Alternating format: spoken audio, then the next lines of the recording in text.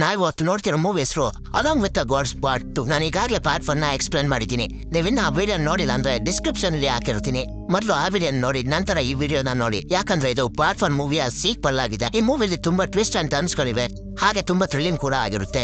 So ವಿಡಿಯೋನ ಕೊನೆವರೆಗೂ ನೋಡ್ತಾ ಹೋಗಿ. ಸರಿ, ಈಗ ಸೀರೆ ಕತೆ ಕಡೆ ಹೋಗೋಣ. ಮೂವಿಯ ಮೊದಲ ಸೀನ್ ಅಲ್ಲಿ ಒಂದು ಮೆಸೇಜ್ ಅನ್ನ ತೋರಿಸ್ತಾರೆ. ಅದರಲ್ಲಿ ಪ್ಯಾರಾಗನ್ ಟಿಕೆಟ್ ಅನ್ನ ಯಾರಿಗೆ ಕೊಡಲಾಗುತ್ತೆ ಅಂತ ಬರೆದಿರ್ತಾರೆ. ಯಾರು ತಮ್ಮ ಜೀವನದಲ್ಲಿ ಯಾರೋ ಕೂಡ ಕೆಟ್ಟದನ್ನ ಮಾಡದೆ ತಮ್ಮ ಜೀವನವನ್ನ ಪರ್ಫೆಕ್ಟ್ ಆಗಿ ಕಳೆದಿರ್ತಾರೋ ಅಂತವರಿಗೆ ಪ್ಯಾರಾಗನ್ ಟಿಕೆಟ್ ಅನ್ನ ಕೊಡಲಾಗುತ್ತೆ. ಹಾಗೆ ಯಾರ ಆಯಸ್ಸು ಮುಗಿಯಕ್ಕಿಂತ ಮುಂಚೆನೆ ಯಾವ್ದಾದ್ರು ಆಕ್ಸಿಡೆಂಟ್ ಇಂದ ಸತ್ತೋಗ್ತಾರೋ ಅಂತವ್ರಿಗೂ ಕೂಡ ಪ್ಯಾರಾಗನ್ ಟಿಕೆಟ್ ಅನ್ನ ಕೊಡಲಾಗುತ್ತೆ. ನಂತರದ ಸೀನ್ ಅಲ್ಲಿ 3 ಜನ ಹೆಲ್ ರಿಪ್ಪರ್ಸ್ ಕಿಮ್ ತಮ್ಮನಾದ ಸುಯೋಂಗ್ ನ ಕಳ್ಕೊಂಡು ನರಕಕ್ಕೆ ಹೋಗ್ತಿರ್ತಾರೆ. ಆಗ ಲೀಡರ್ ಆದ ಲೀ ಹೇಳ್ತಾನೆ, ನಾವು ಸುಯೋಂಗ್ ನ ಕಳ್ಕೊಂಡು 7 ಕೋಟ್ಗೂ ಹೋಗ್ಬೇಕಾಗಿಲ್ಲ. ದೇವತೆಗಳ ದೇವತೆಯಾದ ಸುಪ್ರೀಂ ದೇವತೆಯ ಬಳಿ ಹೋಗಿ ಸುಯೋಂಗ್ ಹೇಗೆ ಸತ್ತಿದ್ದ ಅಂತ ಪ್ರೂವ್ ಮಾಡಬೇಕು ಅಂತ ಹೇಳಿ ಇವರೆಲ್ಲ ಸುಪ್ರೀಂ ದೇವತೆಯ ಬಳಿ ಹೋಗ್ತಿರ್ತಾರೆ. ಆದ್ರೆ ಅಲ್ಲಿ ಸುಪ್ರೀಂ ದೇವತೆಯ ಗಾರ್ಡ್ಗಳು ಅವರನ್ನ ತಡೆಯೋಕೆ ನೋಡ್ತಾರೆ. ಯಾಕಂದ್ರೆ ನರಕದಲ್ಲಿ ಹೀಗೆ ಮಾಡುವಂತಿಲ್ಲ, ಇದು ನರಕದ ರೂಲ್ಸ್ ನ ವಿರುದ್ಧವಾದದ್ದು. ನಂತರ ಹೆಲ್ ರಿಪ್ಪರ್ಸ್ ಆದ ಲೀ ಹಾಗೂ ಫೆಂಗ್ ಆ ಗಾರ್ಡ್ಸ್ ಗಳ ಜೊತೆ ಯುದ್ಧ ಮಾಡೋದಕ್ಕೆ ಶುರು ಮಾಡ್ತಾರೆ. ಹೀಗೆ ಇವರಿಬ್ರು ಗಾರ್ಡ್ಸ್ ಗಳ ಜೊತೆ ಫೈಟ್ ಮಾಡ್ತಿರ್ಬೇಕಾದ್ರೆ ಲೀ ಪ್ರಜ್ಞೆ ತಪ್ಪೆ ಬೀಳ್ತಾನೆ. ಆಗ ಅವನ ಫ್ಲಾಶ್ ಬ್ಯಾಕ್ ಅನ್ನ ತೋರಿಸ್ತಾರೆ. ಆ ಫ್ಲಾಶ್ ಬ್ಯಾಕ್ ಅಲ್ಲಿ ಅವನು ಒಬ್ಬ ಸೈನ್ಯಾಧಿಪತಿಯಾಗಿರ್ತಾನೆ. ನಂತರ ಫೆಂಗ್ ಅವನನ್ನ ಎಬ್ಬಿಸೋಕೆ ಪ್ರಯತ್ನ ಪಡ್ತಿರ್ತಾನೆ. ಲೀ ಕೂಡ ಎದ್ದು ಮತ್ತೆ ಆ ಗಾರ್ಡ್ ಗಳ ಜೊತೆ ಫೈಟ್ ಮಾಡೋದಕ್ಕೆ ಶುರು ಮಾಡ್ತಾನೆ. ಹೀಗೆ ಇವರು ಫೈಟ್ ಮಾಡ್ತಿರ್ಬೇಕಾದ್ರೆ ಭೂಮಿ ಒಳಗಿಂದ ಸುಪ್ರೀಂ ದೇವತೆಯ ಅರಮನೆ ಮೇಲೆ ಬರುತ್ತೆ. ಆಗ ಅಲ್ಲಿದ್ದವರೆಲ್ಲ ಸುಪ್ರೀಂ ದೇವತೆಯ ಮುಂದೆ ತಲೆಬಾಗ್ತಾರೆ. ನಂತರ ಸುಪ್ರೀಂ ದೇವತೆಯ ಬಳಿ ಹೆಲ್ ರಿಪ್ಪರ್ಸ್ ಹಾಗೂ ಸುಯೋಂಗ್ ಬರ್ತಾರೆ. ಆದ್ರೆ ಸುಪ್ರೀಂ ದೇವತೆಗೆ ಲೀ ಮೇಲೆ ತುಂಬಾ ಕೋಪ ಇರುತ್ತೆ. ಯಾಕಂದ್ರೆ ಸುಯೋಂಗ್ ಸತ್ತ ನಂತರನೂ ಒಂದು ಪ್ರೇತಾತ್ಮ ಆಗಿ ಭೂಮಿ ಮೇಲೆ ಎಲ್ಲರಿಗೂ ತೊಂದರೆ ಕೊಡ್ತಿದ್ದ. ಅಂತವನಿಗೆ ಹೋಗಿ ಪ್ಯಾರಾಗನ್ ಟಿಕೆಟ್ ಕೊಟ್ಟು ಅವನಿಗೆ ಮತ್ತೆ ಪುನರ್ಜನ್ಮಗೊಳಿಸ್ಬೇಕು ಅಂತ ಲೀ ಪ್ರಯತ್ನ ಪಡ್ತಿರ್ತಾನೆ. ಸುಪ್ರೀಂ ದೇವತೆಯ ಬಳಿ ಇದ್ದ ಮತ್ತೆರಡು ದೇವತೆಗಳು ಕೂಡ ಅದ್ನೇ ಹೇಳ್ತಾರೆ. ಸುಯೋಂಗ್ ಸತ್ತಿರೋದು ಒಂದು ಆಕ್ಸಿಡೆಂಟ್ ನಿಂದ, ಅವನನ್ನ ಯಾರು ಕೂಡ ಬೇಕು ಅಂತ ಸಾಯಿಸಿಲ್ಲ. ಅಂತ ಸಮಯದಲ್ಲಿ ಅವನ ಆತ್ಮವನ್ನ ಸುಟ್ಟು ಬಿಡಬೇಕು. ಆಗ ಲೀ ಹೇಳ್ತಾನೆ, ನಮ್ಗೊಂದು ಚಾನ್ಸ್ ಕೊಡಿ, ನಾವು ನಿಜವಾಗ್ಲೂ ಸುಯೋಂಗ್ ಹೇಗೆ ಸತ್ತ ಅನ್ನೋದನ್ನ ಪ್ರೂವ್ ಮಾಡ್ತೀವಿ ಅಂತ. ಆಗ ಸುಪ್ರೀಂ ದೇವತೆ ಹೇಳ್ತಾರೆ, ಆಯ್ತು, ನಾನ್ ನಿಮ್ಗೆ ಚಾನ್ಸ್ ಅನ್ನ ಕೊಡ್ತೀನಿ, ಆಗ್ಲೂ ಕೂಡ ನೀವು ಪ್ರೂವ್ ಮಾಡಕ್ಕಾಗದೇ ಇದ್ರೆ ಏನ್ ಮಾಡ್ತೀರಾ ಅಂತ. ಆಗ ಲೀ ಹೇಳ್ತಾನೆ, ನಾವೇನಾದ್ರೂ ಪ್ರೂವ್ ಮಾಡಕ್ಕೆ ಆಗದೆ ಇದ್ರೆ ನಮ್ಮ ಶಕ್ತಿಯನ್ನೆಲ್ಲ ನಿಮ್ಗೆ ಕೊಟ್ಬಿಡ್ತೀವಿ, ಹಾಗೆ ನಮ್ಮ ಪುನರ್ಜನ್ಮದ ಬಗ್ಗೆ ಕೂಡ ಮಾತಾಡೋದಿಲ್ಲ. ಸುಪ್ರೀಂ ದೇವತೆ ಕೂಡ ಸರಿ ಅಂತ ಹೇಳಿ ಒಂದು ಕಂಡೀಷನ್ ನ ಹಾಕುತ್ತೆ. ಅದೇನಂದ್ರೆ ಭೂಮಿಯ ಮೇಲೆ ಒಂದು ವಯಸ್ಸಾದ ವ್ಯಕ್ತಿ ಇದ್ದಾನೆ. ಅವನ ಆಯಸ್ಸು 4 ದಿನದ ಹಿಂದೆನೆ ಮುಗಿದೋಗಿದೆ. ಆ ವಯಸ್ಸಾದ ವ್ಯಕ್ತಿಯ ಆತ್ಮವನ್ನು ತೆಗೆದುಕೊಂಡು ಬರೋಕೆ ಎಷ್ಟೇ ಜನ ಹೆಲ್ ರಿಪ್ಪರ್ಸ್ ನ ಕಳಿಸಿದ್ರು ಅದು ಸಾಧ್ಯ ಆಗ್ತಿಲ್ಲ. ಯಾಕೆಂದ್ರೆ ಅವರ ಮನೆಯಲ್ಲಿ ಒಂದು ದೇವತೆ ವಾಸವಾಗಿದೆ. ಆ ದೇವತೆ ವಯಸ್ಸಾದ ವ್ಯಕ್ತಿಯ ಆತ್ಮವನ್ನು ತೆಗೆದುಕೊಂಡು ಹೋದಾಗೆಲ್ಲ ಹೆಲ್ ರಿಪ್ಪರ್ಸ್ ಜೊತೆ ಫೈಟ್ ಮಾಡಿ ಆ ಹೆಲ್ ರಿಪ್ಪರ್ಸ್ ನೆಲ್ಲ ಓಡಿಸ್ಬಿಡುತ್ತೆ. ಆದ್ದರಿಂದ ಆ ವಯಸ್ಸಾದ ವ್ಯಕ್ತಿಯ ಆತ್ಮವನ್ನ ನೀವು ತೆಗೆದುಕೊಂಡು ಬರಬೇಕು. ಈ ಕೆಲಸವನ್ನು ಮಾಡೋದಕ್ಕೆ ನಿಮ್ಗೆ ಸಹಾಯ ಆಗ್ಲಿ ಅಂತ ಒಂದು ವಿಷಯವನ್ನು ಕೂಡ ಹೇಳ್ತೀನಿ. ಅದೇನಂದ್ರೆ ಆ ವಯಸ್ಸಾದ ವ್ಯಕ್ತಿಯ ಮನೆಯಲ್ಲಿ ಒಂದು ಮಡಕೆ ಇದೆ. ಆ ಮಡಕೆಯಲ್ಲಿ ಆ ದೇವತೆ ವಾಸವಾಗಿರೋದು. ಆ ಮಡಕೆಯನ್ನು ನಾಶ ಮಾಡಿದ್ರೆ ನೀವು ಆ ವಯಸ್ಸಾದ ವ್ಯಕ್ತಿಯ ಆತ್ಮವನ್ನ ಈಜಿಯಾಗಿ ತರಬಹುದು. ನಂತರದ ಸೀನಲ್ಲಿ ಹೆಲ್ ರಿಪ್ಪರ್ಸ್ ಆದ ಸಿಜುಮಾ ಹಾಗೂ ಫ್ಯಾಂಗ್ ದೂರದಲ್ಲೇ ನಿಂತ್ಕೊಂಡು ಆ ವಯಸ್ಸಾದ ವ್ಯಕ್ತಿಯ ಮನೆಯಲ್ಲಿರೋ ದೇವತೆಯನ್ನ ನೋಡ್ತಿರ್ತಾರೆ. ಆ ದೇವತೆ ಆ ವಯಸ್ಸಾದ ವ್ಯಕ್ತಿಯ ಮೊಮ್ಮಗನ ಜೊತೆ ಆಟ ಆಡ್ಕೊಂಡು ಚೆನ್ನಾಗಿರುತ್ತೆ. ನಂತರ ರಾತ್ರಿಯ ಸಮಯದಲ್ಲಿ ಸಿಜುಮಾ ಹಾಗೂ ಫ್ಯಾಂಗ್ ಆ ವಯಸ್ಸಾದ ವ್ಯಕ್ತಿಯ ಮನೆಗೆ ಹೋಗಿ ಆ ದೇವತೆ ವಾಸವಾಗಿರೋ ಮಡಕೆಯನ್ನ ಹುಡುಕ್ತಿರ್ತಾರೆ. ಹೀಗೆ ಫೆಂಗ್ ಆ ಮಡಕೆಯನ್ನ ಹುಡುಕ್ತಿರ್ಬೇಕಾದ್ರೆ ಸಿಜುಮಾ ಕಿರ್ಚಾಡ್ತಿರ್ತಾಳೆ. ಏನಾಯ್ತು ಅಂತ ಫೆಂಗ್ ಹಿಂದೆ ತಿರುಗಿ ನೋಡಿದ್ರೆ ಆ ದೇವತೆ ಸಿಜುಮಾನ ಕತ್ತನ್ನ ಹಿಡ್ಕೊಂಡಿರುತ್ತೆ. ಆಗ ಫೆಂಗ್ ಆ ದೇವತೆಗೆ ಹೇಳ್ತಾನೆ, ಅವಳಿನ್ನ ಚಿಕ್ಕ ಹುಡುಗಿ, ಅವಳನ್ನ ಬಿಟ್ಬಿಡು ಅಂತ. ನಂತರ ಆ ದೇವತೆ ಚಿಜುಮಾನನ್ನ ದೂರ ಎಸೆಯುತ್ತೆ. ನಂತರ ಫೆಂಗ್ ಹಾಗೂ ಆ ದೇವತೆಯ ಮಧ್ಯೆ ಜಗಳ ಆಗೋಕೆ ಶುರು ಆಗುತ್ತೆ. ಫೆಂಗ್ ಎಷ್ಟೇ ಪ್ರಯತ್ನ ಪಟ್ಟರು ಆ ದೇವತೆಯನ್ನ ಸೋಲಿಸೋದಕ್ಕೆ ಆಗೋದಿಲ್ಲ. ನಂತರ ಸೀನಲ್ಲಿ ಸಿಜುಮಾ ಹಾಗೂ ಫೆಂಗ್ ಆ ದೇವತೆಯ ಬಳಿ ಕ್ಷಮೆಯನ್ನ ಕೇಳ್ತಿರ್ತಾರೆ. ಅದು ಫೆಂಗ್ ಹೇಳ್ತಾನೆ, ನಿಮ್ಮ ಬಗ್ಗೆ ಗೊತ್ತಿಲ್ಲದೆ ನಿಮ್ಮ ಜೊತೆ ಫೈಟ್ಗೆ ಬಂದ್ಬಿಟ್ವಿ, ನಮ್ಮನ್ನ ಕ್ಷಮಿಸ್ಬಿಡಿ ಅಂತ. ಆಗ ಆ ದೇವತೆ ಹೇಳುತ್ತೆ, ನನ್ನ ಯಾರು ಅನ್ಕೊಂಡಿದ್ರ, ನಾನು ಕೂಡ ನಿಮ್ಮಂಗೆ ಮೊದಲು ಒಬ್ಬ ಹೆಲ್ ರಿಪ್ಪರ್. ನನ್ನ ನಿಮ್ಮಲ್ಲಿ ಏನು ಡಿಫ್ರೆನ್ಸ್ ಅಂದ್ರೆ ನಿಮ್ಮ ತಲೆಯಿಂದ ಹಿಂದೆ ನಡೆದಿರೋದ್ನೆಲ್ಲ ಅಳಿಸಿ ಹಾಕಿದ್ದಾರೆ, ಆದ್ರೆ ನನ್ನ ತಲೆಯಲ್ಲಿ ಹಿಂದೆ ನಡೆದಿರೋದೆಲ್ಲ ಇನ್ನೂ ಕೂಡ ನೆನಪಿದೆ. ಅವನು ಆ ವಯಸ್ಸಾದ ವ್ಯಕ್ತಿಯ ಮೊಮ್ಮಗ.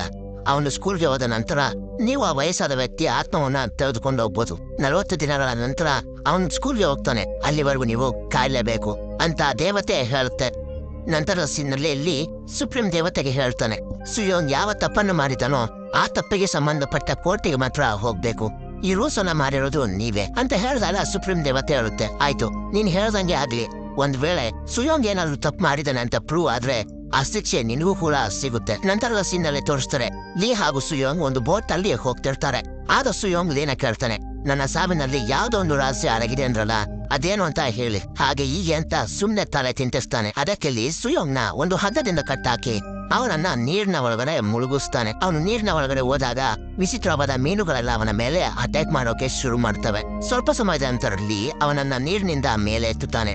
ಹೀಗೆ ಅವನು ಮಾಡ್ತಿರ್ಬೇಕಾದ್ರೆ ಅದೇ ಸಮಯಕ್ಕೆ ಅಲ್ಲಿಗೆ ಫೆಂಗ್ ಹಾಗೂ ಸಿಜುಮಾ ಬರ್ತಾರೆ. ಬಂದು ಎಲ್ಲಾ ವಿಷಯವನ್ನು ಹೇಳಿ 40 ದಿನ ಆದ್ಮೇಲೆ ಆ ವಯಸ್ಸಾದ ವ್ಯಕ್ತಿಯ ಆತ್ಮವನ್ನ ಕರೆದುಕೊಂಡು ಬರ್ತೀವಿ ಅಂತ ಹೇಳ್ತಾರೆ.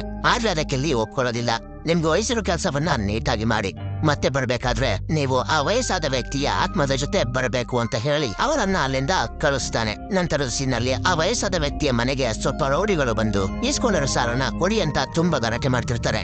ಆಗ ದೇವತೆ ಹೇಳ್ತಾನೆ, ನಮ್ಗೆ ಸ್ವಲ್ಪ ಟೈಮ್ ಕೊಡಿ, ಅದನ್ನೆಲ್ಲ ನಾವು ವಾಪಸ್ ಕೊಟ್ಬಿಡ್ತೀವಿ ಅಂತ ಹೇಳ್ತಾನೆ. ಆ ದೇವತೆಗೆ ಮನುಷ್ಯರನ್ನು ಏನು ಮಾಡೋದಕ್ಕೆ ಆಗೋದಿಲ್ಲ. ಆ ಗುಂಪಲ್ಲಿದ್ದ ಒಬ್ಬ ರೌಡಿ ಆ ದೇವತೆಯನ್ನ ಜೋರಾಗಿ ತಳ್ಬಿಡ್ತಾನೆ. ಆ ದೇವತೆ ಹೋಗಿ ಟಾಯ್ಲೆಟ್ ಅಲ್ಲಿ ಬಿಡ್ತಾನೆ. ಆ ದೇವತೆ ಮೈಲಿಗೆ ಆಗಿದ್ರಿಂದ ಅವರ ಶಕ್ತಿ ಎಲ್ಲ ಕಮ್ಮಿ ಆಗೋದಕ್ಕೆ ಶುರುವಾಗುತ್ತೆ. ಅದೇ ಸಮಯಕ್ಕೆ ಅಲ್ಲಿಗೆ ಫೆಂಗ್ ಹಾಗೂ ಸಿಜುಮಾ ಬಂದು, ನಾವು ಆ ಮಗು ಹಾಗೂ ಆ ವಯಸ್ಸಾದ ವ್ಯಕ್ತಿಯನ್ನ ಕಾಪಾಡ್ತೀವಿ, ಅದರ ಬದಲಾಗಿ ನಮ್ಮ ಮೆಮೊರಿಯಿಂದ ಅಳಿಸಿ ಹಾಕಿರೋ ನೆನಪುಗಳನ್ನೆಲ್ಲ ವಾಪಸ್ ಕೊಡ್ಬೇಕು ಅಂತ. ಅದಕ್ಕೆ ಆ ದೇವತೆನೂ ಕೂಡ ಒಪ್ಕೋತಾನೆ. ನಂತರ ಫೆಂಗ್ ಮನುಷ್ಯನ ರೂಪಕ್ಕೆ ಬಂದು ಆ ರೌಡಿಗಳನ್ನೆಲ್ಲ ಚೆನ್ನಾಗಿ ಹೊಡಿತಾನೆ. ಈ ಕಡೆಯಲ್ಲಿ ಸುಯಾಂಗಿ ಹೇಳ್ತಾನೆ, ನಿನ್ನ ಸಾಮಿನಲ್ಲಿ ಒಂದು ರಾಶಿ ಇರೋದಂತೂ ನಿಜ, ಆದ್ರೆ ಅದನ್ನ ಸಮಯ ಬಂದಾಗ ಹೇಳ್ತೀನಿ. ನಿನ್ನ ಜೀವನದಲ್ಲಿ ಆದಂಗೆನೆ ನನ್ನ ಜೀವನದಲ್ಲೂ ಆಗಿದೆ ಅಂತ ಹೇಳಿ ಇಲ್ಲಿ ತನ್ನ ಮಾತನ್ನ ಮುಗಿಸ್ತಾನೆ. ಈ ಕಡೆ ಫೆಂಗ್ ಹಾಗೂ ಸಿಜುಮಾ ನಾವು ಹಿಂದೆ ಹೇಗಿದ್ವಿ, ನಾವು ಏನ್ ಮಾಡ್ತಿದ್ವಿ ಅಂತೆಲ್ಲ ಕೇಳ್ತಿರ್ತಾರೆ. ಆಗ ದೇವತೆ ಫೆಂಗ್ ಬಗ್ಗೆ ಹೇಳೋದಕ್ಕೆ ಶುರು ಮಾಡುತ್ತೆ. ಫೆಂಗ್, ನೀನೊಬ್ಬ ಯೋಧನಾಗಿದ್ದೆ. ನಿನ್ನನ್ನ ಎಲ್ಲರೂ ವೈಟ್ ವೈಲ್ಡ್ ಕ್ಯಾಟ್ ಅಂತ ಕರಿತಿದ್ರು. ಯಾಕಂದ್ರೆ ವೈಟ್ ವೈಲ್ಡ್ ಕ್ಯಾಟ್ ನ ಚರ್ಮವನ್ನ ಯಾವಾಗ್ಲೂ ನಿನ್ನ ಮೇಲೆ ಹಾಕೊಂಡಿರ್ತಿದ್ದೆ. ನೀನು ಮೊದ್ಲು ಹೇಗೆ ಇದ್ಯೋ ಈಗ್ಲೂ ಕೂಡ ಹಾಗೆ ಇದ್ಯಾ, ತುಂಬಾ ಪವರ್ಫುಲ್ ಆಗಿ ಅಂದಾಗ ಫೆಂಗ್ ತುಂಬಾ ಸಂತೋಷ ಪಡ್ತಾನೆ. ಮುಂದಿನ ಸೀನಲ್ಲಿ ಫೆಂಗ್ ಆ ದೇವತೆನೆ ಕೇಳ್ತಾನೆ, ನೀವ್ಯಾಕೆ ವಯಸ್ಸಾದ ವ್ಯಕ್ತಿನ ಕಾಪಾಡ್ಲೇಬೇಕು ಅಂತ ಹಠ ಮಾಡ್ತಿದ್ದೀರಾ ಅಂತ. ಆಗ ದೇವತೆ ಹೇಳೋಕೆ ಶುರು ಮಾಡುತ್ತೆ, ಆ ಚಿಕ್ಕ ಮಗುನ ತಾಯಿ ಸತ್ತೋಗಿದ್ದಾಳೆ, ಅವನ ತಂದೆ ಎಲ್ಲಾ ಕಡೆನೂ ಸಾಲ ಮಾಡಿ ಓಡೋಗಿದ್ದಾನೆ. ಅದೇ ಸಮಯಕ್ಕೆ ಅವನ ಹೆಲ್ತ್ ಕೂಡ ಅಪ್ಸೆಟ್ ಆಯ್ತು. ಅವನು ತಾತ ಇದ್ದಾನೆ ಅನ್ನೋ ಒಂದೇ ಒಂದು ನಂಬಿಕೆ ಮೇಲೆ ಅವನು ಇದುವರೆಗೂ ಬದುಕಿರೋದು. ತುಂಬಾ ವರ್ಷಗಳಿಂದ ಅವರ ಮನೆಯಲ್ಲಿರೋ ಒಂದು ಮಡಿಕೆಲೆ ನಾನು ವಾಸವಾಗಿದ್ದೇನೆ. ಇದನ್ನೆಲ್ಲ ನೋಡಿದ ನನ್ಗೆ ಸುಮ್ನಿರೋದಕ್ಕೆ ಆಗ್ಲೇ ಇಲ್ಲ. ಅವ್ರದನ್ನ ತಾತ ಸಾಯೋಷ್ಟರಲ್ಲಿ ಅವನನ್ನ ಸ್ಕೂಲ್ಗೆ ಸೇರಿಸಿ ಅವನ ಜೀವನವನ್ನ ಒಂದು ದಾರಿಗೆ ತರಬೇಕು ಅನ್ನೋದೇ ನನ್ನ ಹಠ. ಆದ್ರೆ ಹುಡುಗ ನನ್ನ ಸ್ಕೂಲ್ಗೆ ಸೇರಿಸೋಷ್ಟು ದುಡ್ಡು ನನ್ನ ಹತ್ರ ಇಲ್ಲ. ಅದಕ್ಕೋಸ್ಕರ ನಾನು ತುಂಬಾ ಶೇರ್ ಮಾರ್ಕೆಟ್ಗಳಲ್ಲೂ ಕೂಡ ಇನ್ವೆಸ್ಟ್ ಮಾಡಿದೆ. ಆದ್ರೆ ಎಲ್ಲನೂ ಕೂಡ ಲಾಸ್ ಆಯ್ತು. ಜೂಜು ಕೂಡ ಆಡೋಕೆ ಶುರು ಮಾಡಿದೆ, ಆದ್ರೆ ಅಲ್ಲೂ ಕೂಡ ಯಾವ್ದೇ ಲಾಭ ಆಗ್ಲಿಲ್ಲ ಅಂತ ಆ ದೇವತೆ ಹೇಳುತ್ತೆ. ನಂತರ ಆ ದೇವತೆ ಸಿಜುಮಾನ ಫ್ಲಾಶ್ ಬ್ಯಾಕ್ ನ ಹೇಳೋಕೆ ಶುರು ಮಾಡುತ್ತೆ. ಸಿಜುಮಾ, ನೀನು ಕೂಡ ಏನು ಕಮ್ಮಿ ಆಗಿರ್ಲಿಲ್ಲ. ಯುದ್ಧದಲ್ಲಿ ತಮ್ಮ ತಂದೆ ತಾಯಿಯನ್ನು ಕಳ್ಕೊಂಡ ಮಕ್ಕಳನ್ನ ತಡ್ಕೊಬಂದು ಅವರಿಗೆ ಆಸರೆ ಕೊಟ್ಟ ಅವರನ್ನ ನೀನು ಸಾಕ್ತಿದ್ದೆ. ಆ ಮಕ್ಕಳಿಗೋಸ್ಕರ ಪ್ರಾಣವನ್ನು ಕೂಡ ಕೊಡೋದಕ್ಕೆ ಸಿದ್ಧವಾಗಿರ್ತಿದ್ದೆ. ನೀನ್ ಈಗ್ಲೂ ಕೂಡ ಹಾಗೆ ಇದ್ಯಾ, ಮಕ್ಳಿಗೋಸ್ಕರ ಏನ್ ಬೇಕಾದ್ರೂ ಮಾಡ್ತೀಯ ಅಂತ ಹೇಳಿ ಆ ದೇವತೆ ಮಾತನ್ನ ಮುಗಿಸುತ್ತೆ. ನಂತರದ ಸೀನ್ನಲ್ಲಿ ನರಕವನ್ನ ತೋರಿಸ್ತಾರೆ. ನರಕದಲ್ಲಿ ಲೀ ಸುಯೋಂಗೆ ಹೇಳ್ತಾನೆ, ನಿನ್ನ ಮೈ ಮೇಲಿರೋ ಗಾಯ ಎಲ್ಲ ಆದಷ್ಟು ಬೇಗ ವಾಸಿಯಾಗುತ್ತೆ, ಅದ್ರ ಬಗ್ಗೆ ನೀನೇನು ಯೋಚನೆ ಮಾಡ್ಬೇಡ ಅಂತ. ಆಗ ಸುಯೋಂಗ್, ನನ್ನ ಸಾವಿನಲ್ಲಿ ಅದೇನೋ ರಹಸ್ಯ ಇದೆ ಅಂದ್ರಲ್ಲ, ಅದನ್ನ ಹೇಳಿ ಅಂತಾನೆ. ಆದಲ್ಲಿ ನಿನ್ನ ಸಾವಿನಲ್ಲಿರೋ ರಹಸ್ಯವನ್ನ ಟೈಮ್ ಬಂದಾಗ ಹೇಳ್ತೀನಿ ಅಂತ ಹೇಳಿದ್ದೀನಿ ಅಲ್ಲ ಅಂತ ಹೇಳಿದಾಗ ಸುಯೋಂಗ್, ಹಾಗಾದ್ರೆ ನಿಮ್ಮ ಜೀವನದ ಬಗ್ಗೆ ಹೇಳಿ ಅಂತ ತುಂಬಾ ಹಠ ಮಾಡ್ತಾನೆ. ಸುಯೋಂಗ್ ತುಂಬಾ ಹಠ ಮಾಡಿದ್ರಿಂದ ಲೀ ಕೂಡ ತನ್ನ ಜೀವನದಲ್ಲಿ ನಡೆದಿರೋ ವಿಷಯವನ್ನೆಲ್ಲ ಹೇಳೋದಕ್ಕೆ ಶುರು ಮಾಡ್ತಾನೆ. ನಾನು ಚಿಕ್ಕವನಿರ್ಬೇಕಾದ್ರೆ ನನ್ನ ತಂದೆಯ ಜೊತೆ ಒಂದು ಯುದ್ಧಕ್ಕೆ ಹೋಗಿದ್ದೆ. ಆ ಯುದ್ಧದಲ್ಲಿ ತನ್ನ ತಂದೆ ತಾಯಿಯನ್ನು ಕಳ್ಕೊಂಡು ಒಬ್ಬ ಹುಡುಗ ತುಂಬಾ ಅಳ್ತಿದ್ದ. ಆ ಹುಡುಗನ ನೋಡಿದ ನನ್ನ ತಂದೆ ಆ ಹುಡುಗ ನನ್ನ ತಮ್ಮ ಜೊತೆನೆ ಕರ್ಕೊಬಂದು ನಂತರ ಆ ಹುಡುಗನನ್ನ ಒಂದು ಅನಾಥಾಶ್ರಮಕ್ಕೆ ಸೇರಿಸ್ತಾರೆ. ಈ ಕಡೆ ಭೂಮಿ ಮೇಲೆ ಸಿಜುಮಾ ಆ ಮಗುವಿಗೆ ಪಾಠವನ್ನೆಲ್ಲ ಹೇಳ್ಕೊಡ್ತಿರ್ತಾಳೆ. ಫೆಂಗ್ ಆ ವಯಸ್ಸಾದ ವ್ಯಕ್ತಿ ಜೊತೆ ತುಂಬಾ ಚೆನ್ನಾಗಿ ಮಾತಾಡ್ಕೊಂಡು ತನ್ನ ಸಮಯವನ್ನ ಕಳಿತಿರ್ತಾನೆ. ಆಗ ಟಿವಿಲಿ ಒಂದು ಬ್ರೇಕಿಂಗ್ ನ್ಯೂಸ್ ಬರ್ತಿರುತ್ತೆ. ಅದೇನಂದ್ರೆ ಸುಯೋಂಗ್ ಬಾಡಿನ ಮಿಲಿಟರಿ ಆಫೀಸರ್ ಭೂಮಿಯಿಂದ ಅಗೆದು ತೆಗ್ದಿರ್ತಾರೆ. ಮತ್ತೆ ಸೀನ್ ಲೀ ಹೇಳ್ತಿರೋ ಫ್ಲಾಶ್ ಬ್ಯಾಕ್ಗೆ ಶಿಫ್ಟ್ ಆಗುತ್ತೆ. ಆ ಹುಡುಗ ಯುದ್ಧದ ಬಗ್ಗೆ ಎಲ್ಲಾ ರೀತಿಯ ಟ್ರೈನಿಂಗ್ ನ ಪಡ್ಕೊಂಡು ತುಂಬಾ ಸ್ಟ್ರಾಂಗ್ ಆಗಿದ್ದ. ಅವನನ್ನ ಸೋಲ್ಸೋದಕ್ಕೆ ನನ್ನ ಕೈಲೂ ಕೂಡ ಆಗ್ತಿರ್ಲಿಲ್ಲ. ಒಂದು ದಿನ ತುಂಬಾ ಬಲವಂತ ಮಾಡಿ ಆ ಹುಡುಗ ನನ್ನ ಕೇಳಿದೆ, ಈ ಯುದ್ಧದ ಕಲೆಯನ್ನೆಲ್ಲ ನಿನ್ಗೆ ಯಾರು ಹೇಳ್ಕೊಟ್ರು ಅಂತ. ಆಗ ನನ್ಗೆ ಗೊತ್ತಾಯ್ತು, ಆ ಯುದ್ಧದ ಕಲೆಗಳನ್ನೆಲ್ಲ ನನ್ನ ತಂದೆನೇ ಆ ಹುಡುಗನಿಗೆ ಹೇಳ್ಕೊಡ್ತಿದ್ದಾರೆ ಅಂತ. ಹೀಗೆ ಅವರು ಮಾತಾಡ್ತಾ ಒಂದು ಜಾಗಕ್ಕೆ ಬಂದು ತಲುಪ್ತಾರೆ. ಆದಲ್ಲಿ ಸುಯೋಂಗೆ ಹೇಳ್ತಾನೆ, ಇದು ನಿನ್ನ ಇಮ್ಯಾಜಿನೇಷನ್ ಪ್ರಪಂಚ. ಇಲ್ಲಿ ನಿನ್ನ ಇಮ್ಯಾಜಿನೇಷನ್ ಅಲ್ಲಿ ಇರುವಂತ ರಾಕ್ಷಸ ಜೀವಿಗಳೆಲ್ಲ ಇರ್ತವೆ, ಅವು ನಿನ್ನ ಮೇಲೆ ಅಟ್ಯಾಕ್ ಕೂಡ ಮಾಡಬಹುದು. ಈ ಕಡೆ ಭೂಮಿ ಮೇಲೆ ಆ ದೇವತೆ ಮತ್ತೆ ಕಥೆಯನ್ನ ಹೇಳೋದಕ್ಕೆ ಶುರು ಮಾಡುತ್ತೆ. ಸಿಜುಮಾ ಕಾರಿನಲ್ಲಿ ಒಬ್ಬರೇ ಇರ್ಬೇಕಾದ್ರೆ ಅಲ್ಲಿಗೆ ಒಂದು ಹುಲಿ ಬಂದು ಅವಳ ಮೇಲೆ ಅಟ್ಯಾಕ್ ಮಾಡೋದಕ್ಕೆ ಟ್ರೈ ಮಾಡ್ತಿರುತ್ತೆ. ಇದನ್ನ ನೋಡಿದ ಫೆಂಗ್ ಹುಲಿಯಿಂದ ಅವಳನ್ನ ಕಾಪಾಡ್ತಾನೆ. ಆಗ ಫೆಂಗೆ ಗೊತ್ತಾಗುತ್ತೆ ಸಿಜುಮಾ ನಮ್ಮ ದೇಶದವಳಲ್ಲ, ಅವಳು ಶತ್ರು ದೇಶದವಳು ಅಂತ. ಆದ್ರಿಂದ ಅವಳನ್ನ ಬಲವಂತವಾಗಿ ಎಳ್ಕೊಂಡೋಗಿ ಅವಳಿರೋ ಜಾಗವನ್ನೆಲ್ಲ ಚೆಕ್ ಮಾಡ್ತಾನೆ. ಆಗ ಫೆಂಗೆ ಗೊತ್ತಾಗುತ್ತೆ ಅನಾಥ ಮಕ್ಕಳಿಗೆಲ್ಲ ಆಶ್ರಯ ಕೊಟ್ಟು ಸಿಜುಮಾ ಕಾಪಾಡ್ತಿದ್ದಾಳೆ ಅಂತ. ಹೀಗೆ ಕಥೆಯನ್ನ ಹೇಳ್ತಿರ್ಬೇಕಾದ್ರೆ ಮತ್ತೆ ಆ ರೌಡಿಗಳು ಸಾಲ ಕೇಳ್ಕೊಂಡು ಬರ್ತಾರೆ. ಇದರಿಂದ ಕೋಪಗೊಂಡ ಫೆಂಗ್ ಮತ್ತೆ ಅವರಿಗೆಲ್ಲ ಚೆನ್ನಾಗಿ ಹೊಡಿತಾರೆ. ಮತ್ತೆ ಸೀನ್ ನರಕಕ್ಕೆ ಶಿಫ್ಟ್ ಆಗುತ್ತೆ. ಲೀ ಹಾಗೂ ಸುಯೋಂಗ್ ಇದ್ದ ಜಾಗಕ್ಕೆ ತುಂಬಾ ಡೈನೋಸರ್ ಎಲ್ಲ ಬರೋದಕ್ಕೆ ಶುರು ಮಾಡ್ತವೆ. ಲೀ ಸುಯೋಂಗ್ ನ ಆ ಡೈನೋಸರ್ ಗಳಿಂದ ಕಾಪಾಡೋದಕ್ಕೆ ತುಂಬಾ ಪ್ರಯತ್ನ ಪಡ್ತಾನೆ. ಆದ್ರೆ ಭೂಮಿಯಿಂದ ಒಂದು ದೊಡ್ಡ ಡೈನೋಸರ್ ಬಂದು ಅವರಿಬ್ಬರನ್ನ ನುಂಗಿ ಹಾಕುತ್ತೆ. ನಂತರ ತೋರಿಸ್ತಾರೆ ಲೀ ಹಾಗೂ ಸುಯೋಂಗ್ ಆ ಡೈನೋಸರ್ ನ ಹೊಟ್ಟೆ ಒಳಗೆ ಜೀವಂತವಾಗಿ ಇರ್ತಾರೆ. ನಂತರ ಲೀ ಸುಯೋಂಗ್ ಹೇಳ್ತಾನೆ, ನಾವಿಗೆ ಹೋಗ್ತಿರೋದು ಹಿಲ್ ಆಫ್ ಬಿಟ್ರೇಟ್ಗೆ. ಈ ಕೋರ್ಟ್ ನಲ್ಲಿ ಯಾರಿಗಾದ್ರೂ ನಂಬಿಕೆ ದ್ರೋಹ ಮಾಡಿದ್ರೆ ಅಥವಾ ನಂಬಿಕೆ ದ್ರೋಹಕ್ಕೆ ಒಳಗಾಗಿದ್ರೆ ಅಂತವರಿಗೆ ಶಿಕ್ಷೆಯನ್ನ ಕೊಡ್ತಾರೆ. ಇದನ್ನ ಕೇಳಿದ ಸುಯೋಂಗ್ ಹೇಳ್ತಾನೆ, ನಾನ್ ಯಾರಿಗೂ ನಂಬಿಕೆ ದ್ರೋಹವನ್ನ ಮಾಡಿಲ್ಲ. ನನಗೂ ಕೂಡ ಯಾರು ನಂಬಿಕೆ ದ್ರೋಹ ಮಾಡ್ಲಿಲ್ಲ. ನನ್ನ ಫ್ರೆಂಡ್ ಹಾಗೂ ಕರ್ನಲ್ಗೆ ಗೊತ್ತಿದ್ರೆ ನಾನು ಇನ್ನೂ ಬದುಕಿದ್ದೇನೆ ಅಂತ ಅವ್ರು ನನ್ನನ್ನ ಮಾಡ್ತಿರ್ಲಿಲ್ಲ ಅಂತಾನೆ. ನಂತರಲಿ ತನ್ನ ಫ್ಲಾಶ್ ಬ್ಯಾಕ್ ಅನ್ನ ಮುಂದುವರಿಸ್ತಾನೆ. ಒಂದು ಯುದ್ಧದಲ್ಲಿ ನಾನು ಆ ಯುದ್ಧಕ್ಕೆ ಹೋಗುವಷ್ಟರಲ್ಲಿ ನನ್ನ ತಂದೆ ಸತ್ತು ಹೋಗಿದ್ರು. ಇದಾದ ನಂತರ ನನ್ನನ್ನ ರಾಜನಾಗಿ ಪಟ್ಟಾಭಿಷೇಕ ಮಾಡಿದ್ರು. ಈ ಕಡೆ ಭೂಮಿ ಮೇಲೆ ಆ ದೇವತೆನು ಕೂಡ ಕಥೆಯನ್ನ ಮುಂದುವರಿಸುತ್ತೆ. ಆ ದೇವತೆ ಹೇಳುತ್ತೆ, ಚಿಜುಮಾ ನಿನ್ನ ತಂದೆ ತಾಯಿಯನ್ನ ಕೊಂದಿದ್ದು ಫೆಂಗೆ ಆಗಿದ್ದ. ಆದ್ರೆ ಅವನು ನಿನ್ನ ತಂದೆ ತಾಯಿಯನ್ನ ಕೊಂದಿದ್ಕೆ ಪ್ರತಿದಿನ ಪಶ್ಚಾತ್ತಾಪ ಪಡ್ತಾನೆ ಇದ್ದ. ಆದ್ರಿಂದಾನೆ ನಿನ್ನ ಹಾಗೂ ಆ ಚಿಕ್ಕ ಮಕ್ಕಳನ್ನೆಲ್ಲ ಚೆನ್ನಾಗಿ ನೋಡ್ಕೋಬೇಕು ಅಂತ ಡಿಸೈಡ್ ಮಾಡಿದ್ದ. ಇದನ್ನ ಕೇಳಿದ ಸಿಜುಮಾ ಫೆಂಗ್ ಜೊತೆ ಮಾತಾಡೋದನ್ನೇ ಬಿಟ್ಬಿಡ್ತಾಳೆ. ಆಗ ದೇವತೆ ಸಿಜುಮಾಗೆ ಹೇಳುತ್ತೆ, ಅದು ನಡೆದಿರೋದು ಇಂದಿನ ಜನ್ಮದಲ್ಲಿ 1000 ವರ್ಷಗಳ ಹಿಂದೆ. ಅದಕ್ಕೋಸ್ಕರ ನೀನು ಫೆಂಗ್ ನ ಜೊತೆ ಮಾತನ್ನ ಬಿಡೋ ಅವಶ್ಯಕತೆ ಇಲ್ಲ ಅಂತಾನೆ. ಆಗ ಫೆಂಗ್ ಸಿಜುಮಾ ಹತ್ರ ಸಾರಿ ಕೇಳ್ತಾನೆ. ಆಗ ಸಿಜುಮಾ ಕೂಡ ಫೆಂಗ್ ನ ಕ್ಷಮಿಸಿ ಬಿಡ್ತಾಳೆ. ಈ ಕಡೆ ಲೀ ಹಾಗೂ ಸುಯಾನ್ ಹೆಲ್ ಆಫ್ ಬಿಟ್ರೇಟ್ ನಲ್ಲಿ ಇರ್ತಾರೆ. ಆ ಕೋರ್ಟ್ ನ ಲಾಯರ್ಗಳು ಸುಯೋಂಗ್ ಸತ್ತ ನಂತರ ಒಂದು ಪ್ರೇತಾತ್ಮ ಆಗಿ ಭೂಮಿ ಮೇಲೆ ಎಲ್ಲರಿಗೂ ತೊಂದರೆಯನ್ನ ಕೊಡ್ತಿದ್ದ ಅಂತ ಹೇಳ್ತಾರೆ. ಆಗ ಅಲ್ಲಿಗೆ ಲೀ ಬಂದು ಜಡ್ಜ್ಗೆ ಹೀಗೆ ಹೇಳ್ತಾನೆ, ಹೌದು ಅವನು ಪ್ರೇತಾತ್ಮ ಆಗಿ ತಿರುಗಿದಂತೂ ನಿಜ. ಆದ್ರೆ ಅವನಿಗೆ ಯಾಕೆ ಹಾಗೆ ಆಗಿದೆ ಅಂತ ನಿಮಗೆ ಗೊತ್ತಾ ಅಂತ ಹೇಳಿ ಅವನಿಗೆ ನಂಬಿಕೆ ದ್ರೋಹ ಆಗಿದೆ. ಅವನನ್ನ ಜೀವಂತ ಸಮಾಧಿ ಮಾಡಿದ್ರು. ಇದನ್ನ ಪ್ರೂವ್ ಮಾಡೋದಕ್ಕೆ ಕೋಮಾದಲ್ಲಿರೋ ಸುಯೋಂಗ್ ಫ್ರೆಂಡ್ ನ ಕರ್ಕೊಂಡ್ ಬರ್ತೀನಿ ಅಂತಾನೆ. ಸುಯೋಂಗ್ ಫ್ರೆಂಡ್ ನ ಆತ್ಮವನ್ನ ಹೆಲ್ ಆಫ್ ಬಿಟ್ರೇಟ್ಗೆ ಕರ್ಕೊಂಡ್ ಬರ್ತಾರೆ. ಆದಲ್ಲಿ ಆ ಹುಡುಗನನ್ನ ಕೇಳ್ತಾನೆ, ನೀವು ಸುಯೋಂಗ್ ನ ಮಾಡ್ಬೇಕಾದ್ರೆ ಅವನು ಬದುಕಿದ್ದಾನೆ ಅಂತ ನಿಮಗೆ ಗೊತ್ತಿರ್ಲಿಲ್ವಾ ಅಂತ. ಆಗ ಆ ಹುಡುಗ ತುಂಬಾ ನರ್ವಸ್ ಆಗಿನೇ ಅವನು ಬದುಕಿದ್ದ ಅಂತ ನಮ್ಗೆ ಗೊತ್ತಿರ್ಲಿಲ್ಲ ಅಂತ ಹೇಳ್ತಾನೆ. ಹಳೆದನ್ನ ಯೋಚನೆ ಮಾಡೋದ್ರಿಂದ ಏನು ಪ್ರಯೋಜನ ಅಂತ ಹುಡುಗ ಹೇಳಿದಾಗ ಸುಯೋಂಗ್, ನೀನ್ ಯಾಕೆ ಹಾಗೆ ಮಾತಾಡ್ತಿದ್ಯಾ, ನೀನು ನಿಜ ಹೇಳ್ತಿದ್ಯಾ ಅಂತ ಸುಯೋಂಗ್ ಕೇಳ್ತಾನೆ. ಆಗ ಕೋರ್ಟಿನ ಜಡ್ಜ್, ನಾನು ಇಲ್ಲಿ ಇರ್ಬೇಕಾದ್ರೆ ನನ್ನ ಮುಂದೆ ಮಾತಾಡೋಷ್ಟು ಧೈರ್ಯನ ಅಂತ ಹೇಳಿ ಸುಯೋಂಗ್ ನ ಒಂದು ಚೇಂಬರ್ಗೆ ಹಾಕಿ ಅದರಲ್ಲಿ ನೀರು ತುಂಬೋ ಹಾಗೆ ಮಾಡ್ತಾರೆ. ಈ ಕಡೆಯಲ್ಲಿ ಆ ಹುಡುಗ ನನ್ನ ನಿಜ ಒಪ್ಪು ಅಂತ ಹೇಳ್ತಿರ್ತಾನೆ. ಆದ್ರೆ ಹುಡುಗ ನನ್ನನ್ನ ಕ್ಷಮಿಸ್ಬಿಡಿ ಅಂತ ಹೇಳಿ ಅಲ್ಲಿಂದ ಮಾಯವಾಗಿ ಹೋಗ್ತಾನೆ. ಅಂದ್ರೆ ಭೂಮಿಲಿ ಕೋಮಾದಲ್ಲಿದ್ದ ಹುಡುಗ ಸತ್ತು ಹೋಗ್ತಾನೆ. ಆದಲ್ಲಿ ಇದೇನಾಗೋಯ್ತು ಅಂತ ಯೋಚನೆ ಮಾಡ್ತಿರ್ತಾನೆ. ಈ ಕಡೆ ಭೂಮಿ ಮೇಲೆ ಇವ್ರು 3 ಜನ ಹೊರಗಡೆ ಹೋಗಿದ್ದಾಗ ಆ ರೌಡಿಗಳು ಮನೆಗೆ ಬಂದು ಆ ವಯಸ್ಸಾದ ವ್ಯಕ್ತಿಗೆ ತುಂಬಾ ಚೆನ್ನಾಗಿ ಹೊಡೆದಾಕಿರ್ತಾರೆ. ಹಾಗೆ ಆ ದೇವತೆ ವಾಸವಾಗಿದ್ದ ಮಡಕೆನೂ ಕೂಡ ಹೊಡೆದಾಕ್ಬಿಟ್ಟಿರ್ತಾರೆ. ಇದರಿಂದ ಆ ದೇವತೆ ತನ್ನ ಕೊನೆ ಕ್ಷಣಕ್ಕೆ ತಲುಪಿಬಿಡುತ್ತೆ. ಆಗ ಸಿಜುಮಾ ಆ ಮಡಕೆಯನ್ನ ಜೋಡಿಸೋದಕ್ಕೆ ತುಂಬಾ ಪ್ರಯತ್ನ ಪಡ್ತಾಳೆ. ಆದ್ರೆ ಅದು ಸಾಧ್ಯವಾಗೋದಿಲ್ಲ. ಈ ಕಡೆ ನರಕದಲ್ಲಿ ಸುಯೋಂಗ್ ಇದ್ದ ಚೇಂಬರ್ ನೀರಿನಿಂದ ತುಂಬಿ ಹೋಗುತ್ತೆ. ಅದರಲ್ಲಿ ಆ ಕೋರ್ಟ್ ಜಡ್ಜ್ಗೆ ಹೇಳ್ತಾನೆ, ಸಾವು ಹಾಗೂ ಬದುಕು ಎಲ್ಲರ ಜೀವನದಲ್ಲೂ ಆಗುತ್ತೆ, ಆದ್ರೆ ಯಾರಿಗೂ ಕೂಡ ಸಾವು ಕೆಟ್ಟದಾಗಿ ಆಗ್ಬಾರ್ದು ಅಂತ ಹೇಳ್ತಾನೆ. ಇದನ್ನ ಕೇಳಿದ ಜಡ್ಜ್ ಸುಯೋಂಗ್ ನ ಆ ಚೇಂಬರ್ ನಿಂದ ಹೊರತರುತ್ತಾರೆ. ಸಿಜುಮಾ ಹೇಗೋ ಕಷ್ಟಪಟ್ಟು ಅದನ್ನ ಜೋಡಿಸಿರ್ತಾಳೆ.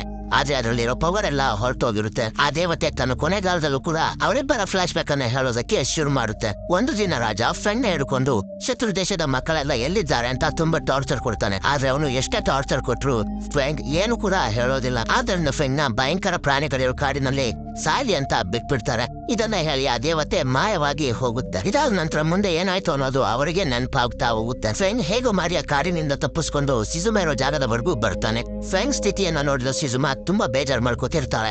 ಆಗ ಅಲ್ಲಿಗೆ ಅದೇ ರಾಜ ಬರ್ತಾನೆ. ಆದ್ರಿಂದ ಫ್ರೆಂಡ್ ಸಿಜುಮಾನ ಮಕ್ಕಳನ್ನ ಕರ್ಕೊಂಡು ಇಲ್ಲಿಂದ ದೂರ ಹೋಗುವಂತ ಅವಳನ್ನ ಕಳಿಸಿ ಆ ರಾಜನ ಜೊತೆ ಯುದ್ಧ ಮಾಡೋದಕ್ಕೆ ನಿಂತ್ಕೋತಾನೆ. ಇಲ್ಲಿ ಒಂದು ಟ್ವಿಸ್ಟ್ ಏನಂದ್ರೆ ಆ ರಾಜ ಲೀ ಆಗಿರ್ತಾನೆ. ಲೀ ತಂದೆಗೆ ಯುದ್ಧದಲ್ಲಿ ಸಿಕ್ಕಿರ್ತಾನಲ್ಲ ಅದೇ ಹುಡುಗ ಫ್ರೆಂಡ್. ನಂತರ ಇವರಿಬ್ರು ಯುದ್ಧ ಮಾಡೋದಕ್ಕೆ ಶುರು ಮಾಡಿ ಲೀ ಇನ್ನೇನು ಫ್ರೆಂಡ್ ನ ಸಾಯಿಸ್ಬೇಕು ಅನ್ನೋಷ್ಟರಲ್ಲಿ ಲೀಗೆ ಯಾರೋ ಹಿಂದೆಯಿಂದ ಬಂದು ಚುಚ್ತಾರೆ. ಯಾರು ಅಂತ ನೋಡಿದ್ರೆ ಅದು ಸಿಜುಮಾ ಆಗಿರ್ತಾನೆ. ನಂತರ ಲೀ ಸಿಜುಮನನ್ನ ಸಾಯಿಸ್ಬಿಡ್ತಾನೆ. ತುಂಬಾ ಏಟ್ ಆಗಿದ್ರಿಂದ ಫ್ರೆಂಡ್ ಕೂಡ ಸತ್ತು ಹೋಗ್ತಾನೆ. ಲೀಗೆ ಸಿಜುಮಾ ಚುಚ್ಚಿದ್ರಿಂದ ಅವನ್ ಇನ್ನೇನು ಸಾಯ್ಬೇಕು ಅನ್ನೋಷ್ಟರಲ್ಲಿ ಅಲ್ಲಿಗೆ ಸುಪ್ರೀಂ ದೇವತೆ ಬಂದು ನೀನ್ ನಿನ್ನ ತಪ್ಪನ್ನು ಪ್ರಾಯಶ್ಚಿತ ಮಾಡ್ಕೊಳ್ಳೋದಕ್ಕೆ ನಿನಗೆ ಒಂದು ಚಾನ್ಸ್ ಕೊಡ್ತೀನಿ, ನನ್ನ ಜೊತೆ ಕೆಲಸ ಮಾಡ್ತೀಯ ಅಂತ ಕೇಳುತ್ತೆ. ಲೀ ಕೂಡ ಸರಿ ಅಂತಾನೆ. ಆದ್ರೆ ಸುಪ್ರೀಂ ದೇವತೆ ಒಂದು ಕಂಡೀಷನ್ ಕೂಡ ಹಾಕುತ್ತೆ. ಅದೇನಂದ್ರೆ ಫ್ರೆಂಡ್ ಹಾಗೂ ಸಿಜುಮಾನ ಮೆಮೊರಿಯನ್ನ ಕಂಪ್ಲೀಟ್ ಆಗಿ ಎರೇಸ್ ಮಾಡ್ತಾರೆ. ಆದ್ರೆ ಲೀ ಮೆಮೊರಿಯನ್ನ ಎರೇಸ್ ಮಾಡೋದಿಲ್ಲ. ಯಾಕೆಂದ್ರೆ ಅವ್ನು ಇರೋವರೆಗೂ ಅವ್ನು ಮಾಡಿರೋ ತಪ್ಪನ್ನು ನೆನ್ಸ್ಕೊಂಡು ಪಶ್ಚಾತ್ತಾಪ ಪಡ್ತಾನೆ ಇರ್ಲಿ ಅಂತ. ನಂತರ ಸೀನ್ ಕೋರ್ಟ್ ಆಫ್ ವೈಲೆನ್ಸ್ ಗೆ ಶಿಫ್ಟ್ ಆಗುತ್ತೆ. ಆ ಕೋರ್ಟ್ ನ ಲಾಯರ್ಗಳು ಕೂಡ ಸುಯೋಂಗ್ ಸತ್ತು ಪ್ರೇತಾತ್ಮ ಆಗಿ ತುಂಬಾ ಜನರಿಗೆ ನೋವುಗಳನ್ನ ಗಾಯಗಳನ್ನ ಮಾಡಿದ್ದಾನೆ ಅಂತ ಅವನ ಮೇಲೆ ಅಪರಾಧವನ್ನೆಲ್ಲ ಹಾಕ್ತಾರೆ.